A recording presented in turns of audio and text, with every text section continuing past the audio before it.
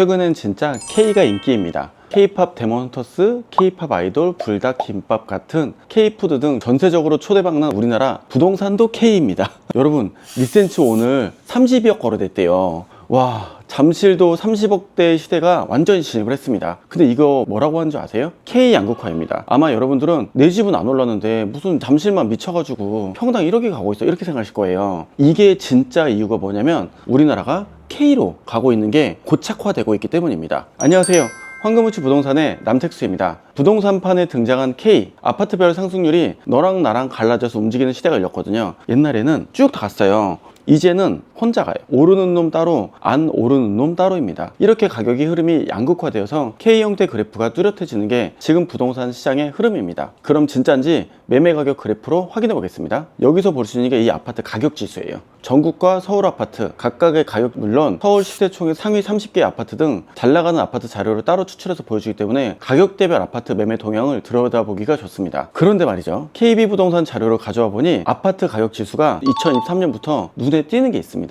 뭘까요? 그래프가 K자 형태로 갈라진다는 거죠. 문재인 정권 때 엄청난 폭등장에서는 으다다다 올랐어요. 또 전국 아파트 매매 지수, 서울 아파트 시세총액 탑 30개 아파트들이 다 같이 상승 흐름을 타고 이후 조정에도 다 같이 심으로 내려앉았는데요. 이게 22년 말부터 23년 조정장을 거치면서 각자의 길로 이렇게 바뀌기 시작을 했죠. 그래서 K 상승 그래프를 보시면 딱 비싼 게 더 비싸집니다. 이게 바로 보이죠. 서울 시세총액 탑 30 그래프는 조정이라 불렸던 2, 3년 전부터 이미 고개를 들어서 올라가고 있고요. KB 선도 아파트 50 지수도 바짝 따라붙어서 가격 상승을 하고 있습니다. 우리가 익히 들어본 서울의 네임드 아파트들은 사실 조정이라고 해도 별 타격 없이 쭉쭉 올라갔고요. 24, 25년에는 천장을 뚫었죠. 그래서 강남 아파트는 신고가라는데 내 거는 안 오르던데? 이런 분들이 있으시죠. 잘 나가는 애들 그 아래를 볼게요. 서울 아파트 매매가격 지수는 그래도 조정장을 거쳐서 2025년에는 좀 올라오는 모습을 보이는데 그 아래 전국 아파트 매매 지수를 보면 수평선이 그려지고 있죠. 아이고, 수평선도 아니고 사실 2021년 무렵에 고점을 찍고 앉아서 지금 반등이라고 그럴 게 없어요. 고점에서 상투 잡고 들어가신 분들의 마음고생이 끝나지 않죠. 그럼 이 부동산 시장 도대체 왜 이렇게 됐을까요? 이렇게 K부동산이 코리아 부동산이 아니라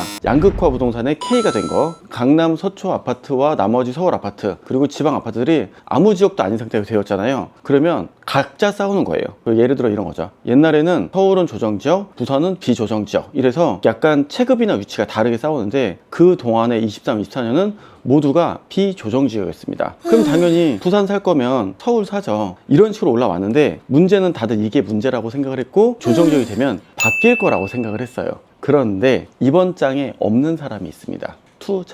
투자자가 이번 장에 없어요. 원래는 1급지, 2급지, 3급지 쪼르르륵 이렇게 따라락 가야 되는데 실거주는 한 놈만 팹니다. 좋은 거 이외에 나머지를 안 사버리는 구간이 되는데 이게 정보화 사회의 핵심입니다. 우린 좋은 걸 아니까 나머지를 안 해버리는 거죠. 그래서 서울 공급이 역대급으로 부족하고 전국 공급도 2028년 이후에 없을 건데 투자로는 안 사라도 사요. 내가 살 거라면 정말 좋은 것만 사겠다고 돈을 모으고 대출을 땡기고 해서 똑바로 된 것을 한 개를 제대로 사게 되는 거죠. 정부의 정책이 똑바로 한 개를 사는 시대가 되면서 가장 큰 문제가 뭐냐면 여러 개를 사면서 투자로 굴리던 이런 패턴이 끝나버렸고요. 투자자들도 채수를 못 누리니까 못하게 되고요. 결과적으로는 똑바로 된 한 채를 사는 것에 집중하다 보니까 조정적이 되건 부정적이 아니건 그냥 수도권 혹은 서울 이렇게가 돼 있죠. 근데 여기서 더 심각한 문제가 있습니다. 저는 신축 아파트만 봅니다. 23, 24년은 신축의 메인인 장이었어요. 서울 아파트, 그 중에서도 신축 아파트의 수를 퍼센트로 얘기를 해보겠습니다. 먼저 공급이 없는 건 알고 있죠. 우리나라 전체 주택은 통계청 2024년 자료로 1987만 호, 근데 여기서 아파트만 1297만 호입니다. 그러니까 아파트가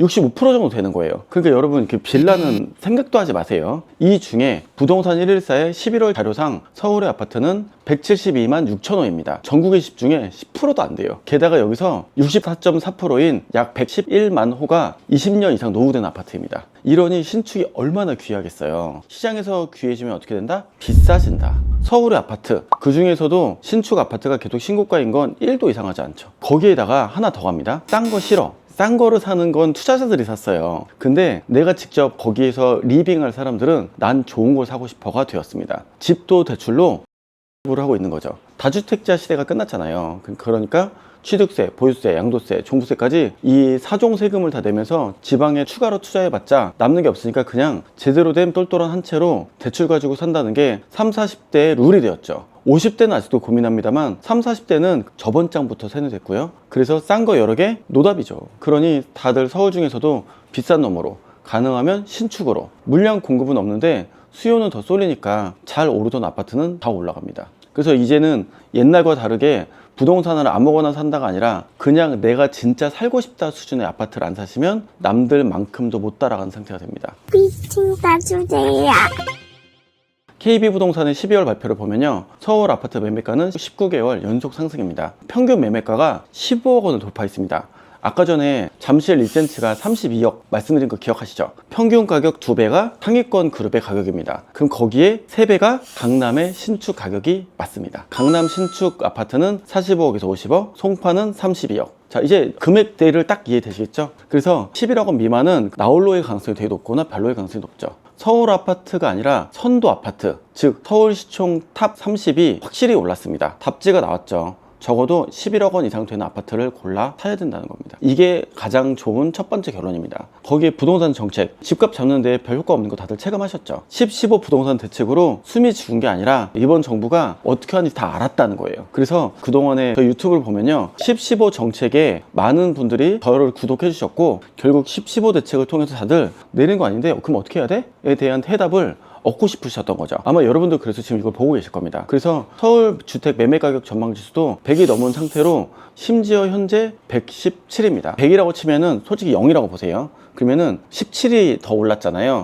그럼 5명 중에 1명이 지금 살려고 한다고 생각하시면 됩니다. 이게 이런 지표를 보는 방법인데 이미 우리 주변에 5명 중에 1명은 집을 매수했거나 매수하는 게 확정이다 라고 생각을 한다는 거죠. 자, 여기에 상승이 확실한 이유 한 방이 있습니다. 저는 금리가 따라 내릴 줄 알았는데 정부가 스텔스 양적 완화를 시작을 했습니다. 작년에 돈을 많이 풀었어요. 어떻게 풀었냐면 RP를 가지고 돈을 많이 풀었습니다. 그래서 작년 상반기는 부동산, 하반기는 주식이 엄청 많이 올랐고 5,000선이 드디어 넘었습니다. 도대체 금리가 안 내렸는데 어떻게 됐을까요? 네, 스텔스 양적 완화를 말한 게 작년 4월 달에 하는 총재님이 말씀하셨는데 그걸 하고 있기 때문입니다. 그리고 정부가 돈도 뿌렸죠? 이번 2025년도 정부 재정이 무려 작년에 비해서 8.7%인가 이렇게 늘었어요. 근데 이 돈 다 어디로 갈까요? 정부는 어디한테 돈을 풀어요? 우리나라에게 돈을 풀죠. 그러면 광의의 통화량인 M2가 늘어나고 이 돈이 누군가 잘 버는 사람들이 계속 더 잘 벌 거라는 거죠. 한국은행에서 제공하는 M2 자료엔 중요한 특징이 있습니다. 이 자료가 2003년부터 만들어진 건데요. 지금까지 한 번도 줄은 적이 없습니다. 한 번도. 그 얘기는 결국은 짜장면은 2만 원 된다는 얘기죠.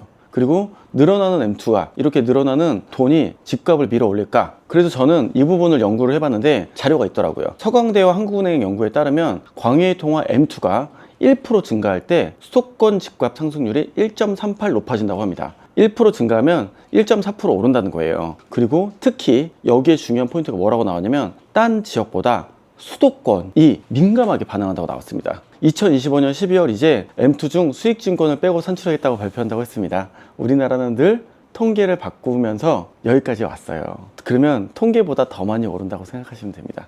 그럼 부동산 시장 예측에서 M2를 빼놓지 않고 말을 할 수 없다는 걸 제대로 아셨을 겁니다. 정권별로 부동산 시장이 어땠는지 우리 느꼈잖아요. M2가 얼마나 늘었는지를 보면 왜 그 시절에 그렇게 부동산 폭등이 장난이 아니었는지 눈치채실 수 있을 겁니다. 그리고 이제 다시 그런 시대가 시작된 거 아시죠? 제가 이 부분으로 해서 각 정권별 재정이 상승된 퍼센티지와 전국 수도권 아파트 평균 상승률의 상관관계를 조사를 하고 있어요. 다음 영상에 올려드릴게요. 정권 바뀌고 올해 6월달부터 10월달까지 벌써 160조 이상이 늘었습니다.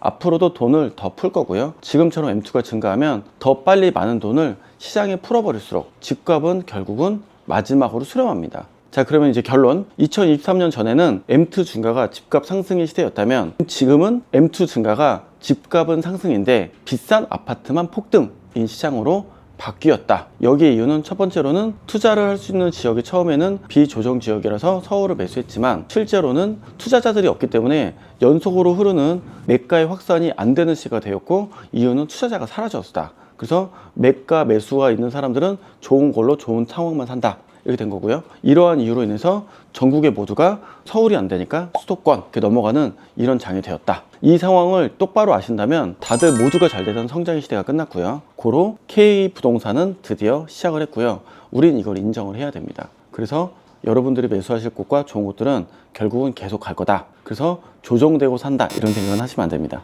다들 한 채씩은 다 사야 되잖아요. 그러니까 적어도 남들만큼 안 밀리려면 그런 데를 맞춰서 사야 된다.